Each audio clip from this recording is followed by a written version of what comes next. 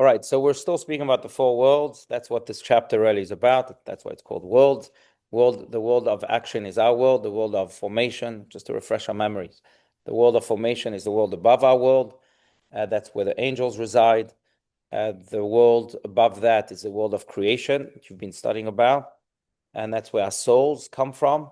And then you have the world of emanation, Olam Atzilut, which is where the souls of the righteous come from, and where God really resides in a much more revealed and unreserved way. So that's the world where we studied about. Then we went to the world of creation, which is what we studied about most recently.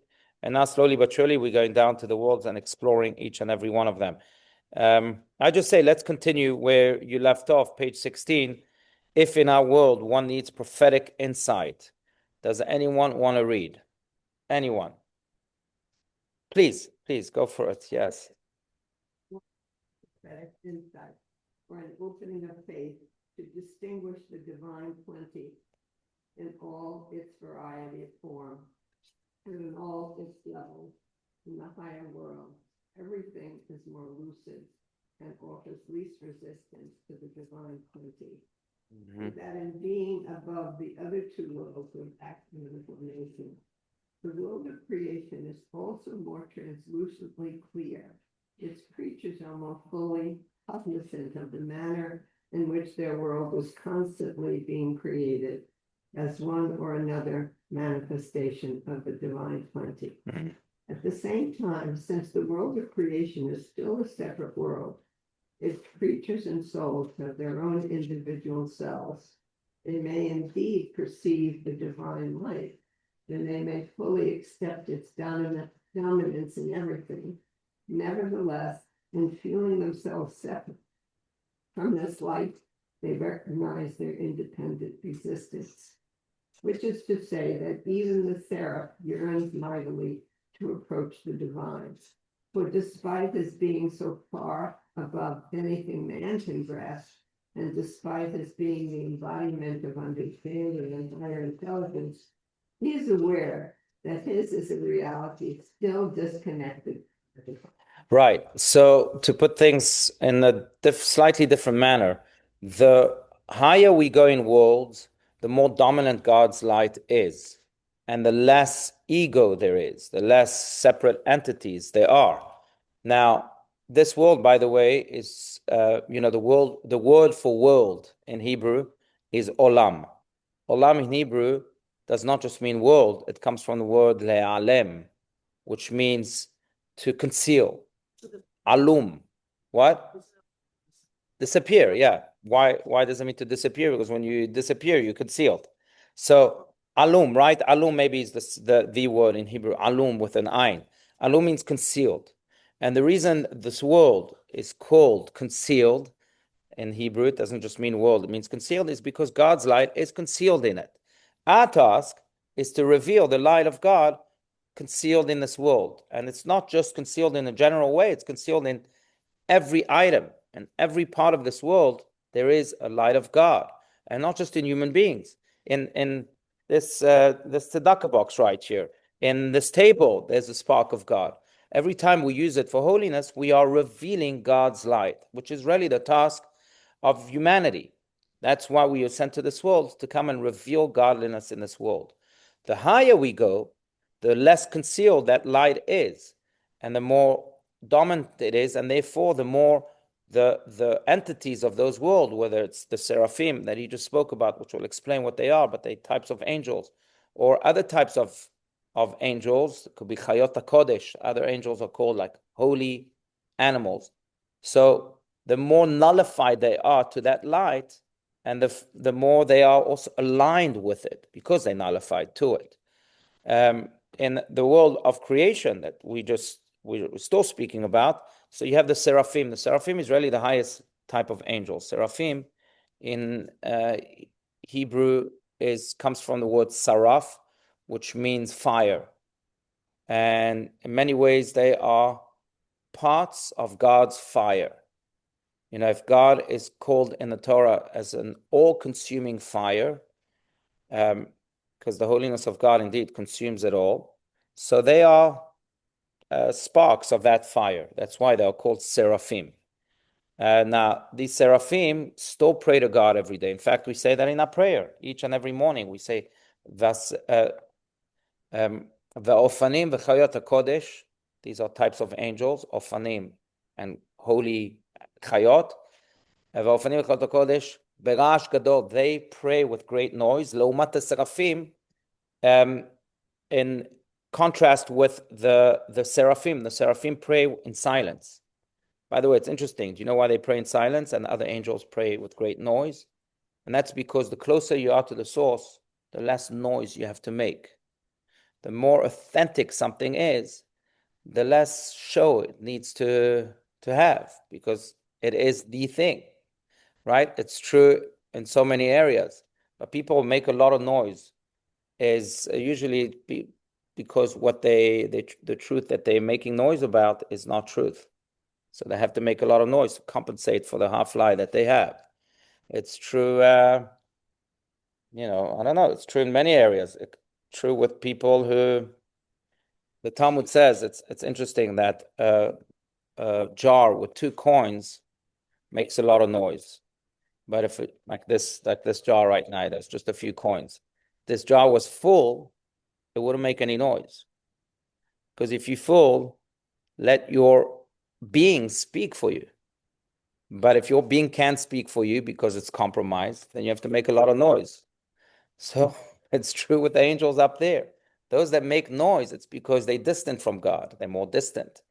The Chayot HaKodesh, the Ofanim that make noise, they're in the world of formation. The angels that are in the world of creation are closer to the ultimate source of God. They're more nullified. Yes, they have their own entities, like it says, but they don't have to make too much noise. There's a great story about, and I've shared this before, but about the Kotzker Rebbe, Rabbi Menachem Mendel Morgenstern, it was just his yahrzeit, I think like 2 days ago.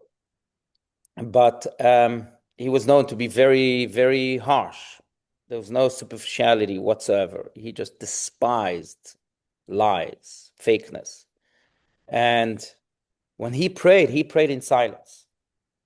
And one day someone came up to him and said, Rabbi, your cousin seems to be praying much better than you do, because when he prays, he's in full ecstasy, he makes a lot of noise and, somersaults and all of that. And you just stand there still.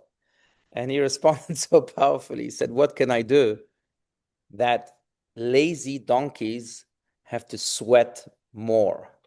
Because they're lazy, so they have to work harder. But if you're a good worker, you don't have to sweat that much. So I'm close. I'm already, one with God. I don't have to make that. I don't have to sweat more. That was his answer. But it's the truth in life too, right? Not just in prayer, not just with angels. That's why ethics of our fathers teach us that divrei chachamim benachat nishmaim, that the words of sages are spoken softly, nachat, with gently. And that's because, again, they don't have to make that noise. You should always be afraid of people who make a lot of noise, showy, flamboyant, is usually the antidote to truth, to something that's really genuine. But that's true again for angels. Now, even though they do pray in silence, these seraphim, as is explained here, even though that world is a world in which God's light is much more revealed, and therefore the entities that are in that world are much more nullified and aligned with God, still they are separate entities. Maybe a bad example to that, but still an example that can explain what this means, is the example of an army. Soldiers are completely nullified to the rules of the army, to the commands of the army, the generals. In fact, they are nullified not just in their behavior, but also in the way they have to comport themselves, in the way they dress. They have uniforms. They tell us that they are one with the army, that they are one with the commands of the army, with their generals. Same here, I would say the seraphim are like soldiers in uniform. They are completely one with God, but still they have their own entity. There's a difference between God and them, between the general and just the regular soldiers. So they are separate, but they're really one, because they're in complete sync. Outside of that world, like this world, you can have people who say, I don't care about this army. I'm going to have a whole separate army to myself. That's where division can happen, because the dominance of God's army, so to speak, is much less prevalent. The light is more contained. One of the great concepts in Kabbalah is the concept of tzimtzum, which I know we've spoken about before, but tzimtzum, maybe one of the most fundamental concepts of Kabbalah. Tzimtzum means contraction. And what this refers to is that the more God's light was drawn down, the more it was contracted. The reason for that is because if it was not contracted, it wouldn't be able to give any room for anything else to exist, right? It's almost like bring the power station to this room. Instead of having light bulbs, you have the power station here. It would explode. So in order for this room to exist and for it to have some type of light that doesn't blind you, the power station needed to contract itself. Same with God. Every world is another level of contraction. The higher we go, therefore, in worlds, the less contraction there is, the less tzimtzum there is. So now we're in the world of creation, which is the second to the highest world. So there's much less contraction there. There's much more revealed presence of God, of light. And the lower we go, the more noise there is, the more variety there is of different armies, like we spoke about. But that's only because, again, the light of God is contracted. Now, there's a difference between contraction, as is explained in Kabbalah, which is tzimtzum, and dilution. The light of God is not diluted. It's just contracted. And therefore, in this world, and again, the word for world means concealed, if we are able to reveal God's light, we are not revealing some compromised level of light or some diluted light. We're revealing the light of God Himself. God Himself, revealing the power station itself, so to speak. It's not like it's diluted.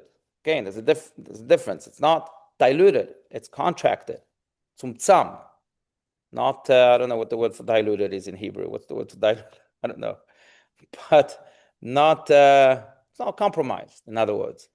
And that also should propel us to reveal this light, because each time we're revealing this light, we are connecting, we really are coming into contact with God Himself, the light of God Himself. Not some compromised light, but the light of God Himself. It's only contracted, it's not diluted. Right? The way we reveal God's light is by mitzvahs, for example. Each time you do a mitzvah, you come in contact with God Himself. I shared this in the soul study on Sunday, but I just read this story about a week ago.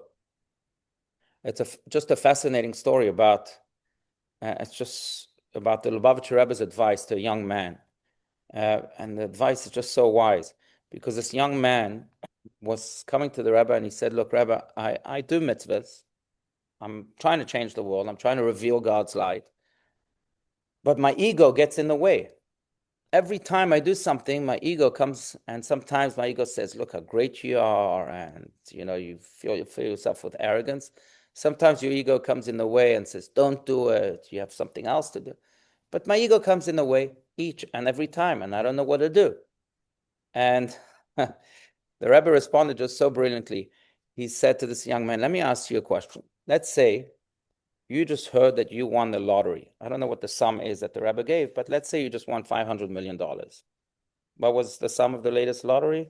Does anyone know? No one buys tickets here. Okay, so let's say you just won. Okay, thank you. That's what they all say, and then they win it, and nothing happens. But anyway, that's right. But let's say the Rebbe tells this young man, let's say you won $500 million, okay, whatever sum he told him, and you're on the way to the lottery office to collect your prize, the 500 million. And then a friend of yours comes and says to you, hey, I want to give you a gift. And he gives you a $100 bill. Now, if you hadn't won the $500 million, you would say, oh, thank you. It would mean a lot to you. Now, he doesn't know that you won the 500 million, but how are you going to relate to that gift? Are you going to say thank you and just tear it? No one tears a $100 bill. So, but all of a sudden you realize the $100 bill doesn't mean much, doesn't mean anything to you, because you have 500 million waiting for you. Rebbe says, same year. When you do a mitzvah, you're connecting to God's infinite light, not a diluted type of light, the light itself, or Ein Sof, God's infinite light. You are winning $500 million and much more. Then the ego comes and he tries to bribe you with $100 to give you some arrogance, to give you some laziness or whatever it is. He says, hey, I have something better for you, $100. So you're going to focus on the $100? You have $500 million to connect to, and you're going to go for the 100? So the 100 is always going to be there. It's going to be there. But don't focus on that. Focus on the infinite light that you are engaging with, that you are drawing down each time you do a mitzvah. So that's how you can get rid of what happened here?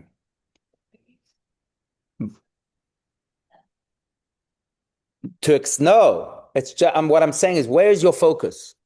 Is your focus on the $100, or is your focus on 500 million? When you do a mitzvah, that's where your focus should be, on the 500 million, which is the engagement and the drawing down of God's infinite light. So if your ego comes in the way, don't focus on it. Don't even pay attention to it. Just focus on the drawing of the light that you are engaging in right now as you do that mitzvah. That's the idea. So in this world, that effort is much stronger because of the circumstances, because of God's light that is concealed. But once we can really reveal the light, then we are drawing down the exact same light that exists in the upper worlds in a more revealed and unreserved way. Anyway, so that's the idea here. It's true for the seraphim, but it's true for anyone else. In the upper worlds, again, they are much more aligned because they are much closer to the source, more nullified. Okay, let's continue. Unless, please, feel free to... Yes, please, Karen. Karen Mayer, yes. Yes, good questions. Do all angels pray? Yes. God as a whole, it's interesting. I didn't use the analogy for army lightly because we actually call angels armies. Pinot Vav Kedoshim, Romemei Shaddai. We say that in the prayer every day. Pinot Vav, the army, the generals of the army guide this prayer every day. Pinot is general, Tzvav is the army, but angels are called one big army. Yeah, so they pray every day. What do they say? So this is exactly what we say in the prayer. The Ophanim and Chayot HaKodesh, the lower angels, say what the seraphim say, but with great noise. They say Kadosh, Kadosh, Kadosh. They say holy, holy, holy 3 times. Kadosh, Kadosh, Hashem Tzvakot. It's interesting. Actually, there's a whole argument in the Talmud of how they pray, not just if they pray, but how they pray. And there are 3 opinions. And those 3 opinions are actually expressed in the way we say Kadosh, Kadosh, Kadosh. One opinion is the angels say Kadosh. They call God holy just once. Kadosh. They say Kadosh just once. Another opinion is that they say Kadosh 2 times. Kadosh, Kadosh. That's what they say. The third opinion says that they say Kadosh 3 times. So how do we say, when we speak about the angels praying, how do we say that in our prayer? We try to include all 3 opinions. We say Kadosh, Kadosh, Kadosh. That's opinion number 3. Say 3 times. But we also include opinion 1, opinion 2, how so? Because the way we say Kadosh 3 times is as follows, and you'll see it in the prayer books. After the first Kadosh, there's a line. So we say Kadosh. That refers to opinion 1. That the angels say Kadosh just once. And then when we complete 3 times, we say Kadosh, Kadosh. Because that includes opinion number 2. By saying all 3 of them, we have the third opinion, Kadosh, Kadosh, Kadosh. But by saying them, separating one Kadosh with 2 Kadoshes, then we're also including opinion 1, opinion 2. Is that what I'm saying? So there's also emphasis on how we say prayers, not just if we say them all at all. Kadosh, Kadosh, Kadosh. So I said 3. I also said just 1. I also said just 2. All 3 opinions are included. Yes, sir.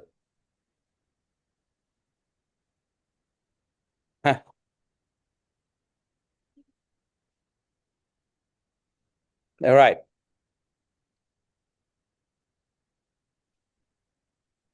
What do angels look like? That's a great question.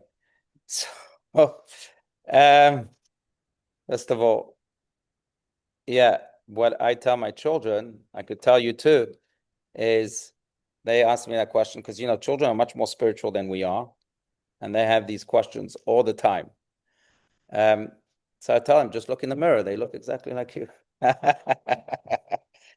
But for real, angels live in abstract worlds. They don't live in a materialistic world like us, in which we have bodies, in which we have very defined matter.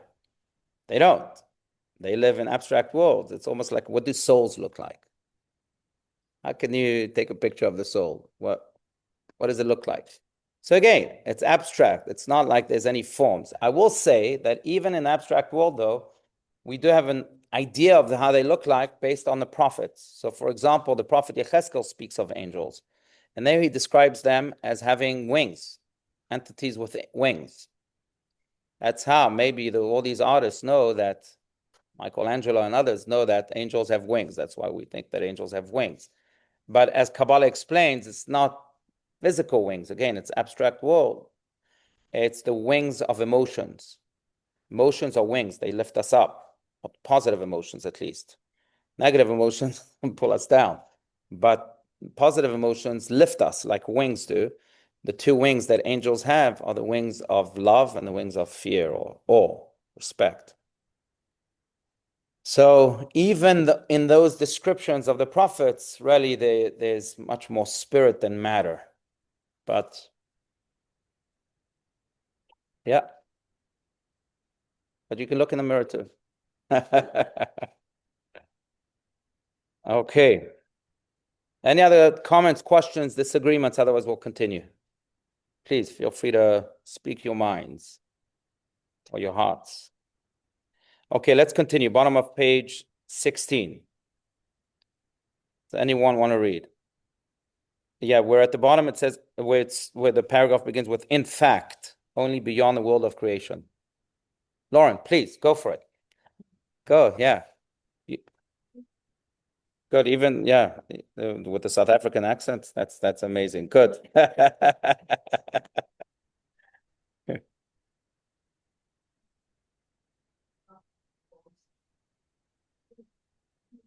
No longer revealable, and will speak of such absolute clarity and transparency that no concealment of any essence whatsoever is possible, and that consequently essences do not exhibit any particular separate self at all.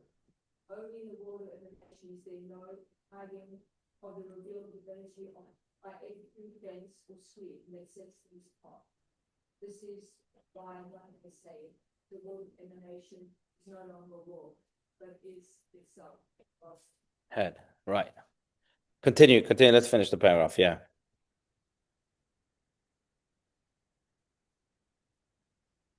Only humanity, its I, as the second from the divine being.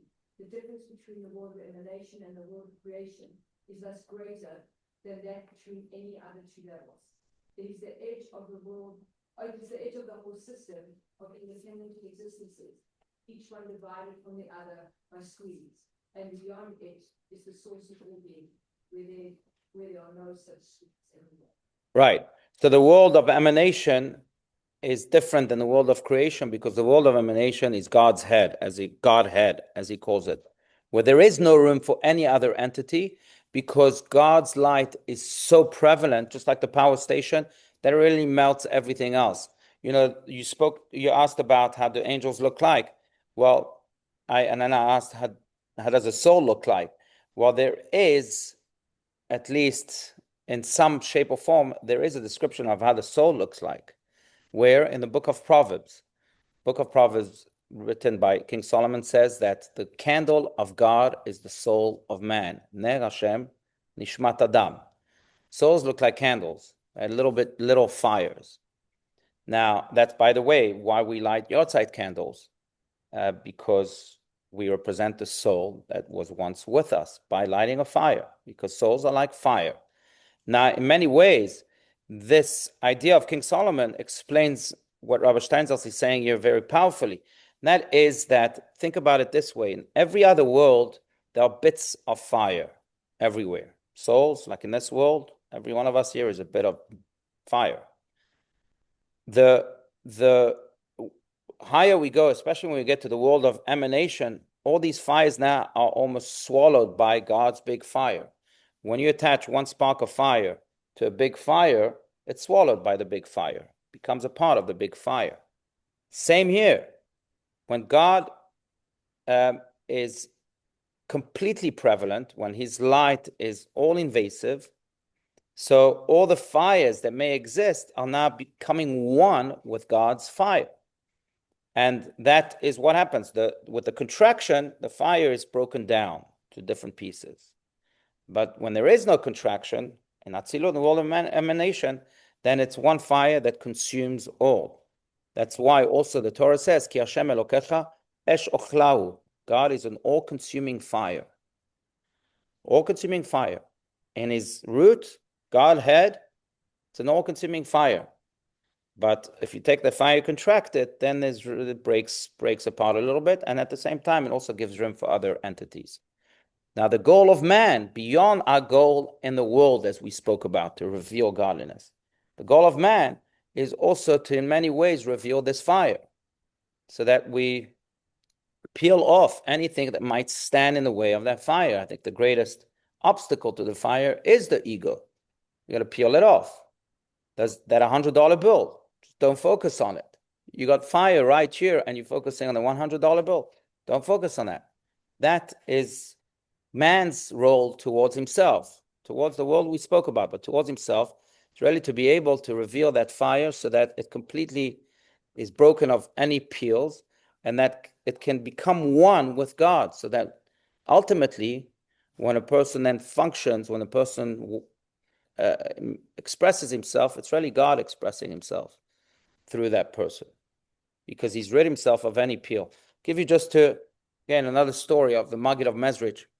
No, sorry, not Maggid of Mezrich, of Rabbi Zusha. Remember the two brothers, Zusha and Elimelech, who were students of the Maggid of Mezrich, but they lived some 350 years ago, and they were really truly pious. And at one point, they also took upon themselves the suffering of the Jewish people. They didn't want Jewish people to suffer anymore. They lived in Poland, and times were very tough. So they said, you know what? God will take upon ourselves that suffering, take that pain away from them, and give it to us. How so? We'll travel Poland, and no matter what, we won't stay in the same town more than one night. So we'll have to, traveling is exhausting, it's painful. And that's what they did. Anyway, one day in one of these travels, Rabbi Zusha hears of a woman who was she was bereft because she had a whole fortune in a bag, 5,000 coins in one bag, and she lost that bag. She was going crazy. I lost my entire fortune. I don't know what to do. There wasn't any insurance back then. So she now lost her entire fortune. And Rabbi Zusha, who had, was led by God and by kindness, he decided to act as if he found that bag. And he had some money with him, and he collected some more, and he filled up a bag with 5,000 coins, and he went to this woman, and he said, I found your bag. Here it is. This woman's very, very happy. But then Rabbi Zusha went back, and he said, my ego is feeling really good now. So remember, the whole goal is to reveal that fire, right? So he went back to this woman, and he said, because I found your bag, we should really split the money, 50-50. And the woman says, what are you talking about? This is my money. So what if you found it? My money. He wouldn't let go. And he said, you know what? Let's go to the rabbi. Let's ask him. They went to the rabbi of the town, and the rabbi looks at the evidence, and he says, Zusha, you're completely wrong here. How dare you want to try and rob this woman from money? And he banishes the Zusha, and Zusha now leaves completely embarrassed. And now he goes back to his brother, Elimelech. He says, I think I finally got rid of my ego. Because he did all that because he felt his ego, and he didn't want his ego to be part of this picture here. He wanted to banish it, right? You have to reveal the fire. So he was willing to take upon himself this crazy embarrassment just so that this fire would be fully revealed. That's that's quite something. But again, it relates to this idea that the ego gets in the way and we can't focus on it. It's $100. Sometimes we really have to nullify ourselves and fight it. Yeah, please. Are we creating a little bit of fire? That's excellent. Absolutely. Yes. Yes. Divine fire. But the thing is, we can't say at the end of our lives that I did 5,000 mitzvahs, because then that's the ego. That's right. That's right. And I'm going to add to that. It's just as we can't say the number, we can also say the quality, right? That we can't say the quantity, we can't say the quality. Only God knows the quality of the mitzvah that we did, because it doesn't just depend on what we think about it. That's the ego. It depends on the effect that it actually had, right? So the Can't tell everybody. that's right. That's right. There is one exception. According to Jewish law, that's why it's always, this, according to Maimonides, there's 8 levels of charity. The highest is when you help someone get a job, right? How do they say it? When you don't just feed someone fish, you teach them how to fish, right? But the second highest is giving anonymously, where you don't know who you are giving to, and the poor person doesn't know who he's receiving from. That's completely anonymous. Right? If you know you are giving to, then there's the ego can get in the way. And when you don't know, you just give it to a public place. You put it in here, for example, I don't know, and it goes to some poor person, and the poor person doesn't know who's receiving. That's anonymous. But there is one exception. Even Maimonides agrees to that, and that is that if your act of giving can inspire other people to give, then you can leave the anonymity and become. And say, have your name wherever you want it to be.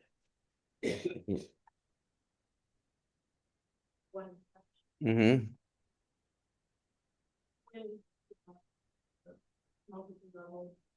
Names associated with those. Right, very often, yeah.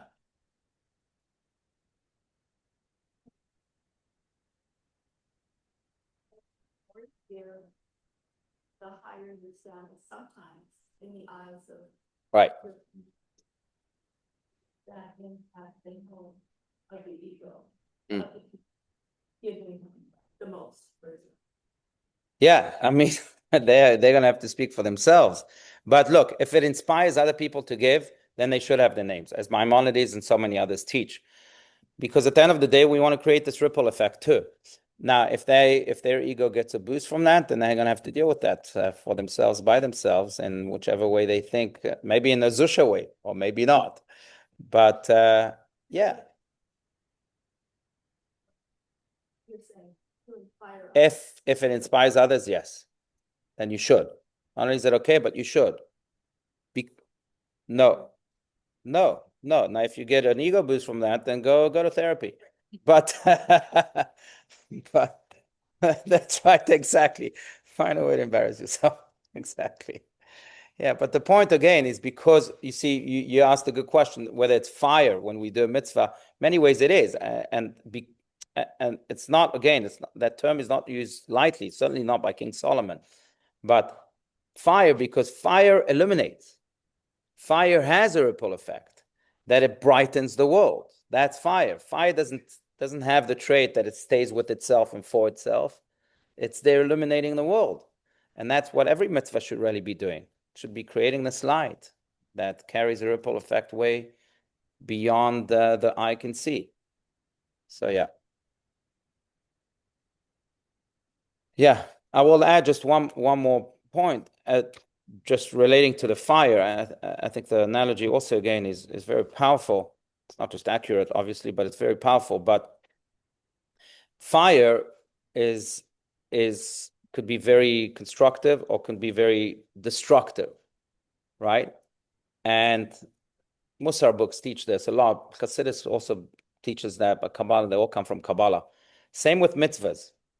Mitzvahs can be and should be very constructive, just like fire. Fire illuminates, as we said, fire warms. Fire could be very good.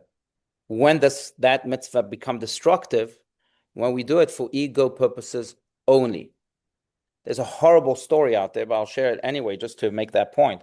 Horrible story about this man who hated giving charity. And once a very poor man came knocking on his door, and he had a little bit of pity on him. He hated giving charity, but he wanted to feed him because the guy was dying. So he said, you know what? Yeah, come, I'll give you some fish. And he went to his garbage bin and he gave him the leftover fish that he had. He felt very good about it. He got this stick and he presents everything we shouldn't stand for. A day later, he hears that this man is very sick. Obviously, he became very sick from the fish that he ate. So he says to his wife, yes, yesterday I gave charity. Now I have a second mitzvah to fulfill, to go and visit the sick. So he goes and visits the sick. Unfortunately, he doesn't overcome the terrible disease that this fish gave him. He dies. And now he's all happy. He tells his wife, I'm so happy. I'm going to go to a funeral and escort the dead. That's another mitzvah. Look at me. I'm doing so many mitzvahs. And then the family of this man sits Shiva. He tells his wife, I'm so happy. I have another mitzvah. I'm going to comfort the mourners. This is when this fire is as destructive as it gets, right? Some people do mitzvahs like that, not maybe in such an extreme way, but they really do it for themselves and they don't even pay attention to the light. Their ego is what blocks that light. And that's why fire also is quite accurate. It could be very good, but also it could be very destructive depending on how we execute it.